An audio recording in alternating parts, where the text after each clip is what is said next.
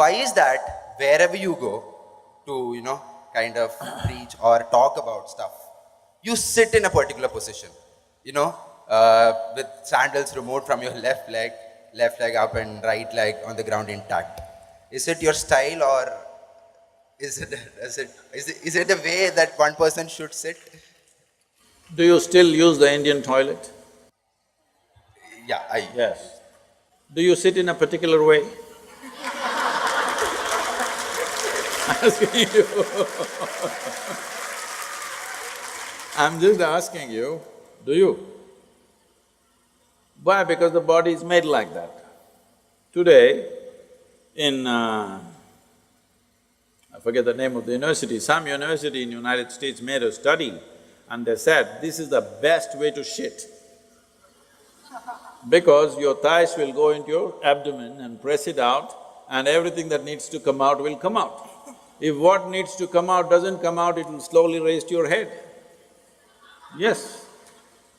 So to perform different types of activity, in the yogic sciences, we observed that certain types of body positions will support certain activity to its best. Or in other words, what is called as yoga. What is called as yoga is another different thing. What is called as hatha yoga, the physical postures, it is about manipulating the body in such a way that you get to a certain geometric perfection, that your geometry is aligned with the larger geometry of creation, so that you're always in sync, you're never off. And how balanced you are, how clearly you see things and how well you do things simply depends on how much you are in sync with everything else around you. Whether it's people or trees or life or just space, are you in sync with it or not will decide how smoothly, how friction-free is your function in the world. Now, I don't sit like this all the time, only when I speak. How I am sitting, if I have to explain, there is something called as Siddhasana. That means, there are many aspects to it. One simple aspect is the left heel. The left heel is… there is a point on the left heel that today the medical sciences are calling it as the Achilles. You heard of that? You heard of the man? Achilles? You heard of the man? You saw the movie. You didn't see the movie? Troy?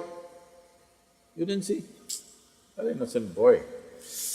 So, you put your Achilles to what is called as Muladhara or the perineum in your body. If these two things touch, many aspects are cleared out in you for that period of time. Many aspects means your thoughts are clear, your emotions are out, and there is a very clear perception of what's happening around you. You heard that Achilles was killed because an arrow was shot to his heel. You don't believe if somebody hurts your heel, you will die, isn't it so? But Achilles died that way. And there's another person who died that way in India way before him. Yesterday was his birthday, Krishna Janmashtami. He also died this way. What this is trying to tell you is, they were killed in an expert way, not just slitting your throat or breaking your head, but just putting a point at the Achilles, so they had to die. So there is a certain system, energy system in the body. If that point of Achilles is in touch with your Muladhara, when you sit like this, there is a certain balance, that you don't take any sides. See, all of us have our own opinions, ideas, ideologies, stuff, our own experiences of life. Your own experiences of life and imprints that you have taken in your mind influences everything that you see. You like this person, you don't like this person, you love that person, you hate this person. All this is because you're constantly taking positions of your own. But if you really want to know life, the most important thing is you don't take any position, you're willing to look at everything fresh every moment of your life. Absolutely fresh, every moment of your life. This is very difficult for people to understand. People who have been with me for 35 years, every day they are with me, working with me, doing so many things. I still don't have a single opinion about them. Only when I need to do some work, I may look at their competence and stuff, but I don't have a single opinion about anybody who's around me for such a long time. By now you should have formed your opinions, but I don't, because that is the essence of spiritual process, that we constantly looking at every life as a possibility. There is of course a distance between possibility and reality. Some will have the courage and commitment to travel that distance, some will not have the courage and commitment to travel that distance. But every life is a possibility. If you want to keep that possibility open, you never ever form an opinion about anybody of any sort. Good, bad, ugly, you don't form these opinions, you simply look at them right now. How are they right now, this moment? That's all that matters to me. How you were yesterday is not my business. How you may be tomorrow, let's see. Tomorrow must be created, not concretized right now, isn't it? It's a certain geometry of the body. If you manage the geometry of the body well, you must… I'm telling you, right now, people, the Western cultures are going about propagating yoga is another stretching exercise. Instead of that, you can do Pilates, instead of that, you can do boxing, instead of that, you can play tennis. See, if you want to be just fit, go run somewhere, climb a mountain, play tennis, do something. Yoga is not about fitness, fitness is just one consequence. The important thing is to get the right geometry of life, because physical universe is all geometry.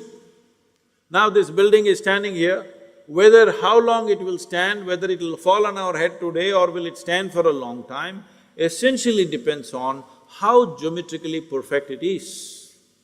The same goes for the body, the same goes for the planetary system, the same goes for the universe, the same goes for everything. Planet Earth is going around the sun, not with a steel cable attached to it, just perfection of geometry, isn't it? If little off geometry, if it happens, it's gone forever. And that's true with you also. If you go off your fundamental geometry, you're gone. It's very important at an early age, you do the right things to bring a right sense of geometry. Now you become competent to go through life. Those people who are thinking only good things should happen to them, obviously they're unfit for life. Because if you do not know how to go through harsh situations well, joyfully, then you will avoid all possibilities, isn't it? You will avoid all great possibilities of life simply because you want to avoid a little bit of difficulty.